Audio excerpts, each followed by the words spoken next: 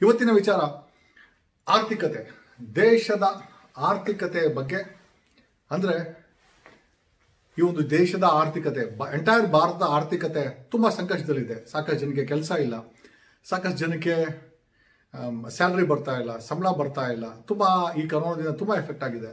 But ಈ ಒಂದು ಸಮಸ್ಯೆ ಇಡೀ ಭಾರತದ ಎಂಟೈರ್ ಈ ಒಂದು ಆರ್ಥಿಕತೆ ಸಮಸ್ಯೆ ಕಂಪೇರ್ ಟು ದೆಹಲಿಯ ಒಂದು ರಾಜ್ಯದ ಕಂಪೇರ್ ಮಾಡ್ತಾ ಹೋದ್ರೆ ನಮಗೆ ಒಂದು ವಿಭಿನ್ನವಾದ ಒಂದು ಚಿತ್ರ ಸಿಗುತ್ತೆ. ನಮ್ಮ ದೇಶದಲ್ಲಿ ಇಡೀ ಭಾರತದ ಆರ್ಥಿಕತೆ ಒಂದು ರೀತಿ ಆದ್ರೆ ದೆಹಲಿಯ ಆರ್ಥಿಕತೆ ಬದಲಾಗಿದೆ, ಡಿಫ್ರೆಂಟ್ ಆಗಿದೆ, ಚೆನ್ನಾಗಿದೆ.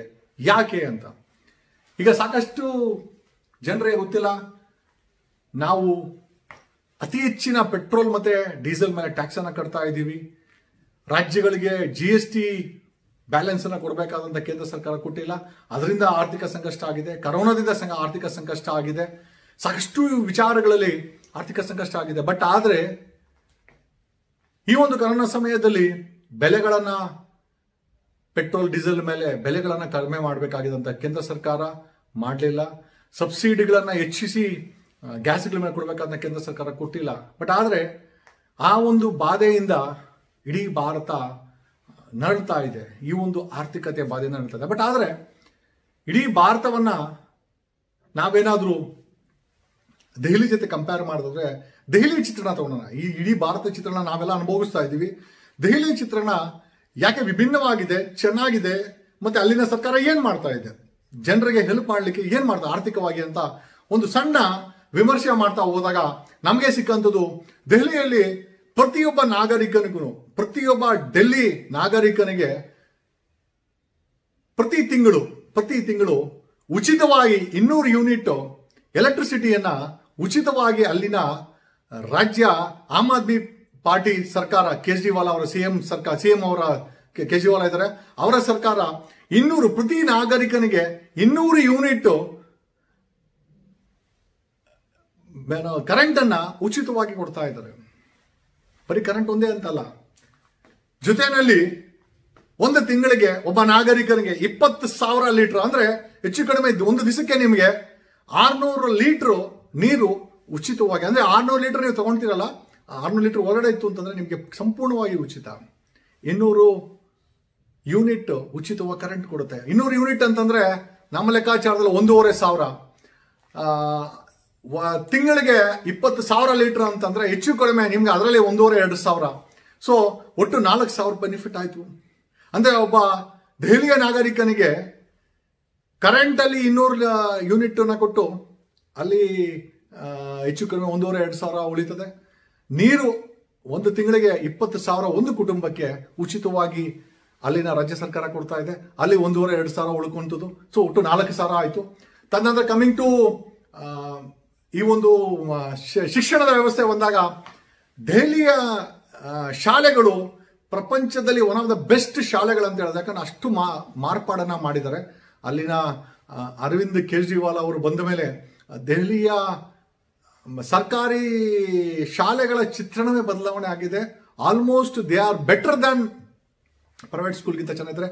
ಪ್ರತಿಯೊಬ್ಬ ವ್ಯಕ್ತಿಯು ತನ್ನ ಮಕ್ಕಳನ್ನ ನಾವು ಇಲ್ಲಿ ಸರ್ಕಾರಿ ಶಾಲೆ ಕಳಿಸ್ಬೇಕನ್ನ ಹಿಂದೆ ಮುಂದೆ ತುಳಿತೀವಿ. ಬಟ್ ಅಲ್ಲಿ ಹೇಗೆ ಅಂತಂದ್ರೆ, ಸರ್ಕಾರಿ ಶಾಲೆ ಅಂದ್ರೆ ದೆಹಲಿಯ ಸರ್ಕಾರಿ ಶಾಲೆ ಪ್ರೈವೇಟ್ ಶಾಲೆಗಿಂತ ಅಷ್ಟು ಚೆನ್ನಾಗಿ ಮಾರ್ಪಾಡ, ರಿಫಾರ್ಮ್ಸ್ ಅನ್ನ ಬದಲಾವಣೆ ಮಾಡಿ, ಅಷ್ಟು ಚೆನ್ನಾಗಿ ಇನ್ಫ್ರಾಸ್ಟ್ರಕ್ಚರು, ಅಷ್ಟು ಟೀಚರ್ಸು, ಟೀಚಿಂಗ್ ಮೆಥಡ್ಸು ಮಾಡಿ ಯಾವುದೇ ಪ್ರೈವೇಟ್ ಶಾಲೆಗಿಂತ ಚೆನ್ನಾಗಿರುವಂತ ರೀತಿಯಲ್ಲಿ ಮಾಡಿದರೆ, ಸಂಪೂರ್ಣವಾಗಿ ಉಚಿತ. ಸೊ ಒಂದು ನಿಮ್ಗೆ ಕರೆಂಟ್ 200 ಯೂನಿಟ್, 20,000 ಲೀಟರ್ ನೀರು ಉಚಿತ ತಿಂಗಳಿಗೆ ಒಬ್ಬ ನಾಗರಿಕನಿಗೆ. ಮೂರನೇದು, ನಿಮ್ಮ ಮಕ್ಕಳು ಗೌರ್ಮೆಂಟ್ ಶಾಲೆಗೆ ಹೋದ್ರೆ ಸಂಪೂರ್ಣವಾಗಿ ಶಿಕ್ಷಣ ಉಚಿತ. ಅಕಸ್ಮಾತ್ ನಿಮ್ಮ ಮಕ್ಕಳು ಪ್ರೈವೇಟ್ ಶಾಲೆಗೆ ಹೋಗ್ತಾ ಇದ್ರೆ 14,000-15,000 ಫಿಕ್ಸ್ ಮಾಡಿದ್ದಾರೆ. ಕಳೆದ 5 ವರ್ಷದಿಂದ believe it or not minimum fees ಅನ್ನ ಫಿಕ್ಸ್ ಮಾಡಿದಂತ ಏಕೈಕ ಸರ್ಕಾರ ಅಂತಂದ್ರೆ ಇಡೀ ಭಾರತದಲ್ಲಿ that is only Aam Aadmi Party, that is Delhi ಸರ್ಕಾರ. ಅದು ಕೇಜ್ರಿವಾಲ್ ಅವರ ಆಮ್ ಆದ್ಮಿ ಪಾರ್ಟಿ ಸರ್ಕಾರ ಒಂದೇ. ದೇ ಆರ್ ಫಿಕ್ಸ್ಡ್ ಮಿನಿಮಮ್ 14,000-15,000 ರೂಪಾಯಿ ಫಿಕ್ಸ್ ಮಾಡಿದೆ. ಅದ್ರ ಮೇಲೆ ₹1 ಪ್ರೈವೇಟ್ ಸ್ಕೂಲಲ್ಲಿ ಚಾರ್ಜ್ ಮಾಡಂಗಿಲ್ಲ. ಚಾರ್ಜ್ ಮಾಡಿದ್ರೆ ಆ ಒಂದು ಶಾಲೆಯ ಲೈಸೆನ್ಸ್ ಅನ್ನ ರದ್ದು ಮಾಡ್ಲಾಗತ್ತೆ. The school will be taken, the institution will be taken over by the state government. ಆ ಒಂದು ಖಡಕ್ ನಿರ್ಧಾರದಿಂದ ಅಲ್ಲಿನ ಪ್ರೈವೇಟ್ ಶಾಲೆಗಳು ಹೆಚ್ಚಿನ, ಸೊ ನಿಮಗೆ 200 ಯೂನಿಟ್ ಕರೆಂಟ್ ಮಿಕ್ಕಂತು, ತಿಂಗಳಿಗೆ 20,000 ಲೀಟರ್ ಫೀಸ್, ನಿಮಗೆ ನೀರು 4,000 ಆಯಿತು. ಮಕ್ಕಳಿಗೆ ನಿಮ್ಮ ಮನೆಯಲ್ಲಿ 2 ಇರಲಿ 3 ಜನ ಇರಲಿ 4 ಎಷ್ಟು ಜನ ಇರಲಿ, ನಿಮಗೆ ಉಚಿತವಾದಂಥ ಗೌರ್ಮೆಂಟ್ ಶಾಲೆ ಅಷ್ಟು ಚೆನ್ನಾಗಿದೆ, ನಿಮಗೆ ಉಚಿತ ಶಿಕ್ಷಣ. ಅಕಸ್ಮಾತ್ ನಿಮ್ಮ ಮಕ್ಕಳು ಪ್ರೈವೇಟ್ ಶಾಲೆಗೆ ಹೋದ್ರು ಕೂಡ ಮಿನಿಮಮ್ ಫೀಸನ್ನು ಚಾರ್ಜ್ ಮಾಡುವಂಥ ಒಂದು ಖಡಕ್ ವ್ಯವಸ್ಥೆನ ಮಾಡಿಟ್ಟಿದ್ದಾರೆ. ಅಲ್ಲೂ ಕೂಡ ನಿಮಗೆ ಸೇವಿಂಗ್ಸ್ ಆಯಿತು. ಯಾಕಂದ್ರೆ ಇಲ್ಲಿ ನಾವು ಯಾವುದೇ ಒಂದು ಬೆಂಗಳೂರಲ್ಲಿ ನೀವು ಶಾಲೆ ಸೇರಿಸ್ಬೇಕಾದ್ರೆ 1.5-2 ಲಕ್ಷ ಬೇಕು. ಸೊ ಅದೇ 1.5-2 ಲಕ್ಷ ನಿಮಗೆ ಸೇವ್ ಆಯಿತು ಅಂತಂದ್ರೆ ಒಂದು ವರ್ಷಕ್ಕೆ 2 ಮಕ್ಕಳು ಒಂದು 5 ಲಕ್ಷ ಸೇವ್ ಆಯಿತು. ವರ್ಷಕ್ಕೆ ನೀವು ಕರೆಂಟಿಂದ ಸೇವ್ ಮಾಡೋ ಅಂಥದ್ದು ಸುಮಾರು 25,000-30 ಸಾವಿರ. ಆಮೇಲೆ ಒಂದು ನೀರಿಂದ ಸೇವ್ ಮಾಡೋದು ಹೆಚ್ಚು ಕಡಿಮೆ ನಿಮಗೆ ಅದೊಂದು 20,000-30 ಸಾವಿರ. ಮಕ್ಕಳ ಇದು ನಿಮ್ಗೆ 2 ಮಕ್ಕಳಿಂದ 3.5-4 ಲಕ್ಷ ಆಗುತ್ತೆ. ಆಮೇಲೆ ಜೊತೆಯಲ್ಲಿ ಉಚಿತವಾಗಿ ಹಾಸ್ಪಿಟಲ್ ಹೆಲ್ತ್ ಫೆಸಿಲಿಟಿ ಸಹ ಕೊಟ್ಟಿರುವಂಥ ಏಕೈಕ ರಾಜ್ಯ ಸರ್ಕಾರ ಅದು ದೆಹಲಿ ರಾಜ್ಯ ಸರ್ಕಾರ. ಮತ್ತೆ ನಿಮ್ಗೇನಾದರೂ ಕಾಯಿಲೆ ಬಂತು ಅಂತ ಹೆದರಬೇಕಾಗಿಲ್ಲ.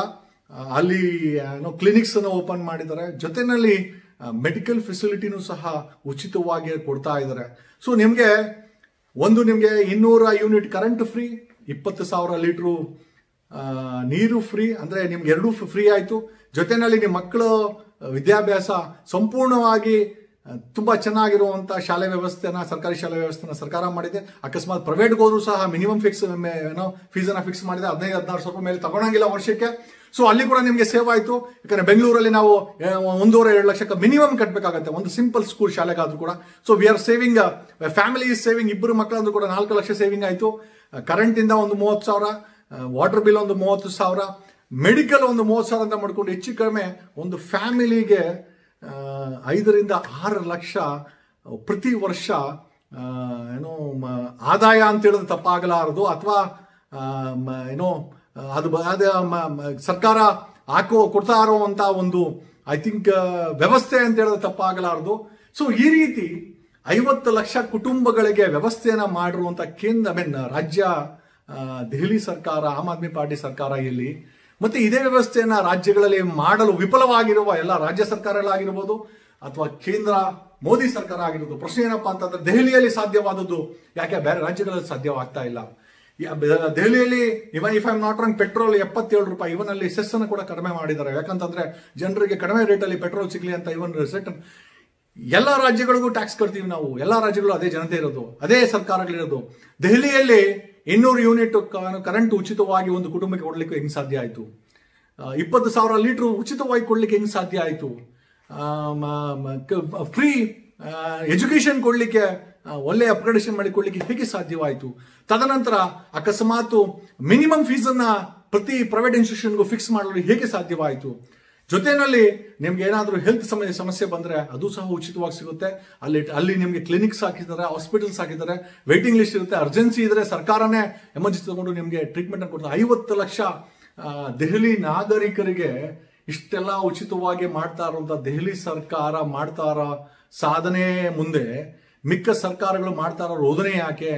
ಈ ಒಂದು ವ್ಯವಸ್ಥೆ ದೆಹಲಿಯಲ್ಲಿ ಸಾಧ್ಯವಾದದ್ದು. ಇದನ್ನೇ ಹೇಳೋದು ದ ಎಕನಾಮಿಕ್ಸ್ ಅಂತ. ಅಂದ್ರೆ ಒಬ್ಬ ನಾಗರಿಕನಿಗೆ ಕೊಡಬೇಕು ಅಂತ ಅಂದ್ರೆ ದೆಹಲಿ ಸರ್ಕಾರ 50 ಲಕ್ಷ ಜನರ ಎಕನಾಮಿನ ಕಾಯ್ತಾ ಇದೆ. ಅದೇ ಈ ಒಂದು ಕೇಂದ್ರ ಸರ್ಕಾರ ಯಾರೋ 4 ಜನ ಬಂಡವಾಳಶಾಹಿಗಳಿಗೆ ಜೀವನ ಮಾಡ್ಕೊಳ್ಳಿಕ್ಕೆ ಅಥವಾ ಅವರಿಗೆ ಹಣ ಮಾಡ್ಕೊಳ್ಳಿಕ್ಕೆ ಎಕನಾಮಿಕ್ಸ್ ಅನ್ನ ಮಾಡ್ತಾ ಇದೆ. This is the difference between present ಕೇಂದ್ರ ಸರ್ಕಾರ ಯಾಕೆ ಇಷ್ಟೊಂದು ರೇಟ್ಗಳನ್ನ ಏರಿಸಿ ನಮಗೆ ತಲೆ ಮೇಲೆ ಆಗ್ತಾ ಇದೆ, ಸಬ್ಸಿಡಿ ತೆಗೆದಾಕ್ತು, petrol rates are too high, ಯಾವುದೇ ರೀತಿಯ ಸಹಾಯ ದೊರಕ್ತಾ ಇಲ್ಲ, ರಾಜ್ಯಗಳಿಗೆ ನೆರೆ ಪರಿಹಾರ ಸಿಗ್ತಾ ಇಲ್ಲ, GST ಬಾಕಿ ಸಿಗ್ತಾ ಇಲ್ಲ. ಏನಕ್ಕೆ ಅಂತಂದ್ರೆ ಕೇಂದ್ರ ಸರ್ಕಾರ they are working for some ಯಾರೋ ಕೆಲವು ಬಂಡವಾಳಶಾಹಿಗಳಿಗೆ ಕೆಲಸ ಮಾಡ್ತಾ ಇರುವಂತ ಕೇಂದ್ರ ಸರ್ಕಾರ. ಆಮೇಲೆ 50 ಲಕ್ಷ ನಾಗರಿಕರಿಗೆ ಎಕನಾಮಿಕ್ಸ್ ಅಂದ್ರೆ ಇದೆ, ಬೇರೆ ಅಂತದೇನಿಲ್ಲ. ದೇಶದ ಆರ್ಥಿಕತೆ ಅಂತ ಹೇಳ್ತೀವಲ್ಲ, ದೇಶದ ಆರ್ಥಿಕತೆ ಅಂತಂದ್ರೆ ಯಾವುದೋ ಸರ್ಕಾರ 4 ಜನ ಬಂಡವಾಳಶಾಹಿಗಳಿಗೆ ಕೆಲಸ ಮಾಡಿದಾಗ ಈ ರೀತಿ ಕೇಂದ್ರ ಸರ್ಕಾರ ರೀತಿ ಆಗುತ್ತೆ. ಅದೇ ಆ ರಾಜ್ಯದ ನಾಗರಿಕರಿಗೆ ಕೆಲಸ ಮಾಡಿದ್ರೆ ದೆಹಲಿ ಸರ್ಕಾರ ತರ ಆಗುತ್ತೆ. This is what economics of Delhi. ಈ ಒಂದು ಡೆಲ್ಲಿ ಎಕನಾಮಿಕ್ಸ್ ಕರ್ನಾಟಕದಲ್ಲಿ ಬರಬೇಕು, ಇಡೀ ರಾಜ್ಯದಲ್ಲಿ ಬರಬೇಕು ಅಂತಂದ್ರೆ ಆ ರೀತಿಯ ಅರವಿಂದ್ ಕೇಜ್ರಿವಾಲ್ ರೀತಿಯ ಸ್ಟೇಟ್ಸ್ಮನ್ಗಳನ್ನ ನಾವೆಲ್ಲ ಆಯ್ಕೆ ಮಾಡಬೇಕಾದ 500 ರೂಪಾಯಿ 1000 ರೂಪಾಯಿ ಕೊಟ್ಟು ನಾವು ಮತವನ್ನ ಹಾಕಿದಾಗ, ಜಾತಿ ಧರ್ಮವನ್ನು ನೋಡಿ ಮತವನ್ನ ಹಾಕಿದಾಗ ಈ ಒಂದು ಎಕನಾಮಿಕ್ಸ್ ನಾವು ಮಾಡ್ಲಿಕ್ಕಾಗಲ್ಲ, ನಾವು ಅನುಭವಿಸಬೇಕಾಗತ್ತೆ. 90 ರೂಪಾಯಿ ಕೊಡ್ತಾ ಇದೀವಿ, 30 ರೂಪಾಯಿ ಸಿಗುವಂತ ಪೆಟ್ರೋಲ್ಗೆ 90 ರೂಪಾಯಿ ಟ್ಯಾಕ್ಸ್, 90 ರೂಪಾಯಿ ಕೊಟ್ಟು ನಾವು ಕೊಂಡುಕೊಂಡು ಜೀವನ ಮಾಡ್ತಾ ಇದೀವಿ. ಯಾವುದೇ ರೀತಿಯ ಉಚಿತ ಎಲೆಕ್ಟ್ರಿಸಿಟಿ ನಮಗೆ ನಮ್ಮ ಕರ್ನಾಟಕದಲ್ಲಂತೂ ಸಿಗ್ತಲ್ಲ. ನಮಗೆ ಉಚಿತವಾಗಿ ನೀರು ಸಿಗ್ತಾ ಇಲ್ಲ, ಎಲ್ಲ double cost. Current electricity double cost. ನಮ್ಮ ಸರ್ಕಾರಿ ಶಾಲೆಗಳ ಪರಿಸ್ಥಿತಿ ನೋಡ್ಬಿಟ್ರೆ ಕಣ್ಣಲ್ಲಿ ನೀರು ಬರುತ್ತೆ. ಸುಮಾರು 26-27 ಸಾವಿರ ಮೂಲೆ ಕರ್ನಾಟಕದ ಮೂಲೆಯಲ್ಲಿ ಅಧೋಗತಿ ಇದೆ. ಅದೇ ರೀತಿ ಕಮಿಂಗ್ ಟು ಹೆಲ್ತ್ ಸೆಕ್ಟರ್ ಅಂತಂದ್ರೆ ಅದನ್ನ ಕೇಳೇ ಬೇಡ. ಪ್ರೈವೇಟ್ ಸೆಕ್ಟರ್ ಇಲ್ಲಿ ಡಾಮಿನೇಟ್ ಮಾಡ್ತದೆ. ಅದು ಇನ್ಸ್ಟಿಟ್ಯೂಷನ್ಸ್ ಆಗಿರ್ಬೋದು ಅಥವಾ ಹೆಲ್ತ್ ಸೆಕ್ಟರ್ ಆಗಿರ್ಬೋದು, ಕರ್ನಾಟಕದಲ್ಲಿ ಡಾಮಿನೇಟ್ ಮಾಡ್ತಾ ಇದೆ. ಆ ರೀತಿ 20,000 ಲೀಟರ್ನ ನಾಗರಿಕರಿಗೆ ಉಚಿತ ಕೊಡುವಂತ ಸರ್ಕಾರ ಕರ್ನಾಟಕದಲ್ಲಿ ಇಲ್ಲ, ಕೇಂದ್ರದಲ್ಲೂ ಇಲ್ಲ. ಆ ರೀತಿ 200 ಯೂನಿಟ್ ಕರೆಂಟ್ ಅನ್ನ ಕೊಡುವಂತ ಕೇಂದ್ರ ಸರ್ಕಾರ, ರಾಜ್ಯ ಸರ್ಕಾರಗಳು ನಾವು ಆಯ್ಕೆ ಮಾಡಿಲ್ಲ. ಹಾಗಾಗಿ the Delhi economics is totally different from the entire Indian economics. ಈ ಒಂದು ಎಕಾನಮಿ ಆರ್ಥಿಕತೆ ಏನಿದೆ, ಇಡೀ ಭಾರತದ ಎಕಾನಮಿನೇ ಒಂಥರ ಇದೆ, ದೆಹಲಿ ಎಕಾನಮಿ ಒಂಥರ ಇದೆ. ಯಾಕೆ ಅಲ್ಲಿ ಸಾಧ್ಯವಾಯಿತು ಅಂತಂದ್ರೆ ಅಲ್ಲಿ ಲೂಟಿಕೋರ ಸರ್ಕಾರ ಇಲ್ಲ, ಅಲ್ಲಿ ಸ್ಟೇಟ್ಸ್ಮೆನ್ಗಳಿದ್ದಾರೆ, ಆಮೇಲೆ ಆರ್ಥಿಕ ತಜ್ಞರು, ವಿದ್ಯಾವಂತರು ದೆಹಲಿ ಜನ ಆಯ್ಕೆ ಮಾಡಿದ್ದಾರೆ. ಈ ರೀತಿಯ ಒಂದು ಸ್ಟೇಟ್ಸ್ಮೆನ್ಗಳನ್ನ ನಾವೆಲ್ಲ ಆಯ್ಕೆ ಮಾಡಬೇಕಾಗುತ್ತೆ ಮುಂದಿನ ದಿನಗಳಲ್ಲಿ. ಈ ರೀತಿಯ 200 ಯೂನಿಟ್ ಪ್ರತಿ ಮನೆಗೂ, ನಮ್ಮನೆಗೂ ಸಹ ನಿಮ್ಮನೆಗೂ ಸಹ 200 ಯೂನಿಟ್ ಕರೆಂಟ್ ಫ್ರೀಯಾಗಿ ಬಂದ್ರೆ ಎಷ್ಟು ಹೆಲ್ಪ್ ಆಗುತ್ತೆ. 20,000 ಲೀಟರ್ ಪ್ರತಿ ಮನೆಗೆ ಉಚಿತವಾಗಿ ನೀರನ್ನು ಕೊಡ್ತಾ ಇರುವಂತ ದೆಹಲಿ ಸರ್ಕಾರ ಇಲ್ಲಿ ಲೂಟಿ ಮಾಡ್ತಾ ಇರುವಂತ ಬೇರೆ ರಾಜ್ಯ ಸರ್ಕಾರಗಳು, ಕೇಂದ್ರ ಸರ್ಕಾರಗಳಲ್ಲಿ ಉಚಿತವಾಗಿ ಗೌರ್ಮೆಂಟ್ ಶಾಲೆಗಳನ್ನ ಪ್ರೈವೇಟ್ ಶಾಲೆಗಳಿಗಿಂತ ಚೆನ್ನಾಗಿ ಮಾಡಿರುವಂತ ದೆಹಲಿ ಸರ್ಕಾರ ಇಲ್ಲಿ ಇವತ್ತು 70 ವರ್ಷ ಕಳೆದರೂ ಅದೇ ಅಧೋಗತಿಯಲ್ಲಿ ಇಟ್ಟಿರುವಂತ ರಾಜ್ಯ ಸರ್ಕಾರಗಳು, ಕೇಂದ್ರ ಸರ್ಕಾರಗಳಲ್ಲಿ. ಈ ರೀತಿಯ ಒಂದು ಡಿಫರೆನ್ಸ್ ನಾವು ಬೇರೆ ದೇಶಕ್ಕೆ ಕಂಪೇರ್ ಮಾಡಿ ನೋಡಬೇಕಾಗಿಲ್ಲ. ನಮ್ಮ ದೇಶದಲ್ಲಿ, ಇದೇ ದೇಶದಲ್ಲಿ 2 ರೀತಿಯ ವ್ಯವಸ್ಥೆ ಇದೆ. ಒಂದು ದೆಹಲಿ ವ್ಯವಸ್ಥೆ, ಒಬ್ಬ ಸ್ಟೇಟ್ಸ್ಮನ್, ಒಬ್ಬ ಅರವಿಂದ್ ಕೇಜ್ರಿವಾಲ್, ಒಬ್ಬ ಆಮ್ ಆದ್ಮಿ ಪಾರ್ಟಿ ನಡೆಸ್ತಾ ಇರುವಂತ ಸರ್ಕಾರದಲ್ಲಿ 50 ಲಕ್ಷ ಜನಕ್ಕೆ ಕಮ್ಮಿ ಅನ್ನೋದು ಒಂದು ತಿಂಗಳಿಗೆ 10,000-12,000 ರೂಪಾಯಿ ಲಾಭ ಆಗುತ್ತೆ. ಮಿನಿಮಮ್ ವೇಜಸ್ ಅನ್ನ ಬದಲಾವಣೆ ಮಾಡಿಬಿಟ್ರು. 6,000 ರೂಪಾಯಿ 7,000 ರೂಪಾಯಿ ದಿನ 15,000 ರೂಪಾಯಿ ತಗೊಂಬಂದ್ರು, 19,000 ರೂಪಾಯಿ 21,000 ಮಿನಿಮಮ್ ವೇಜಸ್ ಸಿಸ್ಟಮ್ ತಗೊಂಬಂತಂದ್ರು. ಲೇಬರ್ ಸಿಸ್ಟಮ್ ಅಲ್ಲಿ ಅಷ್ಟು ಬದಲಾವಣೆ ತಂದ್ರು, ಅಷ್ಟು ಕ್ರಾಂತಿಯನ್ನು ತಗೊಂಬಂದ್ರು. ಈ ರೀತಿ ಇದೆಲ್ಲ ಫ್ರೀ ಬೀಸು ಅರವಿಂದ್ ಕೇಜ್ರಿವಾಲ್ ಕೈಯಿಂದ ಕೊಡ್ತಾ ಇಲ್ಲ, ಕಟ್ತಾ ಇರುವಂತ ಟ್ಯಾಕ್ಸ್ ಇಂದನೇ, ಅದೇ ಟ್ಯಾಕ್ಸ್ ಇಂದನೇ ಜನಗಳಿಗೆ ಉಪಯೋಗವಾಗಲಿ ಅಂತ ಈ ರೀತಿ ಸಬ್ಸಿಡಿಗಳನ್ನ, ಉಚಿತವಾದಂತ ಕರೆಂಟ್ ಅನ್ನ, ಉಚಿತವಾದಂತ ನೀರನ್ನ, ಒಳ್ಳೆ ಶಾಲೆ ಸೌಲಭ್ಯವನ್ನ ಕೊಡ್ತಾ ಇದ್ದಾರೆ. ಇದೆಲ್ಲ ಹೆಂಗೆ ಸಾಧ್ಯವಾಯಿತು ಅಂತಂದ್ರೆ ದೆಹಲಿ ಜನ ಕಟ್ತಾ ಇರುವಂತ ಟ್ಯಾಕ್ಸ್ ಅನ್ನ ವಾಪಸ್ ಕೊಟ್ಟಾಗ ಇದಾಗುತ್ತೆ. ನಾವು ರಾಜ್ಯ ಸರ್ಕಾರಗಳಾಗಿರ್ಬೋದು, ಕೇಂದ್ರ ಸರ್ಕಾರ ಆಗಿರ್ಬೋದು, ನಾವು ಕಟ್ಟುವಂತ ಟ್ಯಾಕ್ಸ್ ಅವರು ನಮಗೆ ವಾಪಸ್ ಕೊಡೋದೇ ಇಲ್ಲ. ಎಲ್ಲ ಒಳಗೆ ತಿನ್ನೋದ್ರಿಂದ ಈ ಒಂದು ಪರಿಸ್ಥಿತಿ ಬಂದಿದೆ. ದೆಹಲಿನಲ್ಲಿ ಹೆಣ್ಣು ಮಕ್ಕಳಿಗೆ, ಫಿಮೇಲ್ಸ್ಗೆ ಉಚಿತವಾಗಿ ಬಸ್ ಅನ್ನ ಮಾಡಿದ್ದಾರೆ. ನಿಮ್ಮ ಮನೆಯಲ್ಲಿ ಹೆಣ್ಮಕ್ಳಿದ್ರೆ, ತಾಯಿ ಇದ್ರೆ, ಅಕ್ಕ ಇದ್ರೆ ಅವ್ರಿಗೆ ಉಚಿತವಾಗಿ, no need to pay the bus fare, ಬಸ್ಗೆ ಕಂಪ್ಲೀಟ್ ಉಚಿತವಾಗಿದೆ. ಇಷ್ಟೆಲ್ಲ ಹೇಗೆ ಸಾಧ್ಯವಾಯಿತು? ಇದನ್ನೆಲ್ಲ ಮಾಡಕ್ ಮಾತಾಡ್ಲಿಕ್ಕೆ ಹೋದ್ರೆ ಫ್ರೀ ಬೀಸ್ ಅಂತ. It's not a freebies, it is a system, it is ಆರ್ಥಿಕತೆ, it is economics. Delhi economics ಅಂತ ಹೇಳ್ತಾರೆ ಇದನ್ನ. ದೆಹಲಿ ಎಕನಾಮಿಕ್ಸ್ ದೆಹಲಿಯಲ್ಲಿ ಪಾಸಿಬಲ್ ಆದ್ರೆ ಕರ್ನಾಟಕದಲ್ಲಿ ಯಾಕೆ ಪಾಸಿಬಲ್ ಇಲ್ಲ? ಆಮೇಲೆ ಇಡೀ ಭಾರತದಲ್ಲಿ ಯಾಕೆ ಪಾಸಿಬಲ್ ಇಲ್ಲ? ಯಾಕೆ ಪಾಸಿಬಲ್ ಆಗ್ತಾ ಇಲ್ಲ ಅಂತಂದ್ರೆ, ಬೇರೆ ಸರ್ಕಾರಗಳು 4-5 ಜನ ಬಂಡವಾಳಶಾಹಿಗಳಿಗೆ ಕೆಲಸ ಮಾಡ್ತಾ ಇದ್ದಾರೆ. ದೆಹಲಿ ಸರ್ಕಾರ 50 ಲಕ್ಷ ನಾಗರಿಕರಿಗೆ ಈ ಸೌಲಭ್ಯವನ್ನ ಕೊಟ್ಟು ಇಡೀ ವಿಶ್ವದಲ್ಲಿ ಆರ್ಥಿಕತೆಯನ್ನ ಕಾಪಾಡಿ ಜನರನ್ನ ಸುಖವಾಗಿಟ್ಟಿರುವಂತ ಸರ್ಕಾರ ಅಂತ ಹೆಗ್ಗಳಿಕೆ ಪಡ್ಕೊಂಡಿದೆ. ಅದರಲ್ಲಿ ಆಶ್ಚರ್ಯ ಪಡಬೇಕಾಗಿಲ್ಲ. ಏನಕ್ಕೆ ಈ ವಿಚಾರವನ್ನ ನಿಮಗೆ ತಿಳಿಸ್ತಾ ಇದ್ದೇವೆ? We wanted to show what is economics, what is Delhi economics and rest of the economics. ಯಾಕೆ ಬೇರೆ ಸರ್ಕಾರಗಳು ನಮ್ಮನ್ನು ಲೂಟಿ ಮಾಡ್ತಾ ಇದೆ? ಯಾಕೆ ದೆಹಲಿ ರಾಜ್ಯ ಸರ್ಕಾರ ಆ ಜನಗಳಿಗೆ ಉಚಿತವಾಗಿ ಎಲ್ಲದನ್ನು ಕೊಡ್ತಾ ಇದೆ ಅಂದ್ರೆ, it is possible with even Karnataka, it is possible in entire India, but government do not want to do it. ಮುಂದೆ ಬರುವಂತಹ ಚುನಾವಣೆಗಳಲ್ಲಿ ಒಳ್ಳೊಳ್ಳೆ ಸ್ಟೇಟ್ಸ್ಮೆನ್ಗಳನ್ನ ಸಿಎಂ ಮಾಡಬೇಕಾಗತ್ತೆ, ಮಿನಿಸ್ಟರ್ಗಳನ್ನ ಮಾಡಬೇಕಾಗತ್ತೆ, ಕ್ರಿಮಿನಲ್ಸ್ಗಳನ್ನ, ಜೈಲ್ಗೆ ಹೋಗಿ ಬಂದವ್ರನ್ನ, ದರೋಡೆಕೋರನ್ನ, ಗಡಿ ಪಾರ್ ಮಾಡಿದವರನ್ನ ಕೆಳಗಡೆ ಇಳಿಸಬೇಕಾಗತ್ತೆ, ಒಳ್ಳೊಳ್ಳೆ ವ್ಯಕ್ತಿನ ಆ ಸ್ಥಾನದಲ್ಲಿ ಕುಣಿಸ್ಬೇಕು. ಯಾಕಂದ್ರೆ ನಾವಂತೂ ರೋದನೆಗಳ ಬಿಟ್ಟರೆ ನಮ್ಮ ಮಕ್ಕಳು ಮುಂದಿನ ಜನರೇಷನ್ ಈ ಒಂದು ಕಷ್ಟಗಳನ್ನ ಫೇಸ್ ಮಾಡಬಾರ್ದು, ಈ ಒಂದು ಕರಪ್ಷನ್ ಫೇಸ್ ಮಾಡಬಾರ್ದು, ಈ ಒಂದು ಲೂಟಿಗಳನ್ನ ನಿಲ್ಲಿಸಬೇಕಾದ್ರೆ ನಾವೆಲ್ಲ ಎಚ್ಚೆತ್ಕೊಂಡು ಚುನಾವಣೆಗಳಲ್ಲಿ ಭಾಗವಹಿಸಬೇಕಾಗತ್ತೆ. ಮತವನ್ನ ಒಳ್ಳೆ ವ್ಯಕ್ತಿಗಳಿಗೆ ಹಾಕಬೇಕಾಗತ್ತೆ, ಸ್ಟೇಟ್ಸ್ಮೆನ್ಗಳಿಗೆ ಹಾಕಬೇಕಾಗತ್ತೆ. ಇನ್ಫ್ಯಾಕ್ಟ್ ಐ ಶುಡ್ ಇವನ್ ಕರ್ನಾಟಕದಲ್ಲಿ ಸಹ ಅರವಿಂದ್ ಕೇಜ್ರಿವಾಲ್ ಅಂತ ಸಿಎಂ ಇದ್ದಿದ್ದು ಎಷ್ಟು ಚೆನ್ನಾಗಿರ್ತಾ ಇತ್ತು ಅಂತ ಈ ಒಂದು ವಿಚಾರವನ್ನು ಮುಂದೆ ಇಡುತ್ತಾ ಈ ಲೈವ್ ಅನ್ನು ಮುಗಿಸ್ತಾ ಇದ್ದೆ. ನಾನು ನಿಮ್ಮ ಅಡ್ವೊಕೇಟ್ ಜಗದೀಶ್ ಮತ್ತೆ ಕಾನೂನಿನ ವಿಚಾರಗಳನ್ನು ಎತ್ಕೊಂಡು ಇವನ್ ದಿಸ್ ಇಸ್ ಎ ಕಾನೂನು, ಯಾಕೆ out is possible in Delhi, even this is A ಕಾನೂನು, ಔಟ್ ಇಸ್ ಈ ಒಂದು ಪಾಲಿಸಿ ಡೆಲ್ಲಿನಲ್ಲಿ ಹೆಂಗೆ ಸಕ್ಸಸ್ಫುಲ್ ಆಯಿತು, ಯಾಕೆ ಬೇರೆ ರಾಜ್ಯಗಳಲ್ಲಿ ಮಾಡೋಕ್ಕಾಗಿಲ್ಲ, ಯಾಕೆ ಬೇರೆ ರಾಜ್ಯಗಳಲ್ಲಿ ಲೂಟಿ ನಡೀತಾ ಇದೆ ಅನ್ನೋದಕ್ಕೆ ನಿಮ್ಮ ಮುಂದೆ ಒಂದು ಉದಾಹರಣೆ ಇಟ್ಟೆ. ಈ ಒಂದು ಚಾನಲ್ ನಿಮ್ಗೆ ಇಷ್ಟ ಆಗಿದೆ ದಯಮಾಡಿ ಸಬ್ಸ್ಕ್ರೈಬ್ ಮಾಡಿ, ಲೈಕ್ ಕೊಡಿ, ಅಲ್ಲಿ ಒಂದು ಸಬ್ಸ್ಕ್ರಿಪ್ಷನ್ ಬಟನ್ ಇದೆ. ಮತ್ತೆ ನಿಮ್ಗೇನಾದ್ರೂ ಇಷ್ಟ ಆದರೆ ಇದನ್ನ ಶೇರ್ ಮಾಡಿ ಅಂತ ಹೇಳ್ತಾ, ಆಮೇಲೆ ನಿಮ್ಗೇನಾದ್ರೂ ಪ್ರಶ್ನೆಗಳಿದ್ರೆ ದಯಮಾಡಿ ಅಲ್ಲಿ ಹಾಕಿ ಅಂತ ಹೇಳ್ತಾ ಈ ಒಂದು ವಿಡಿಯೋ ನಮಗೆ ಥ್ಯಾಂಕ್ಸ್ ಅ ಲಾಟ್.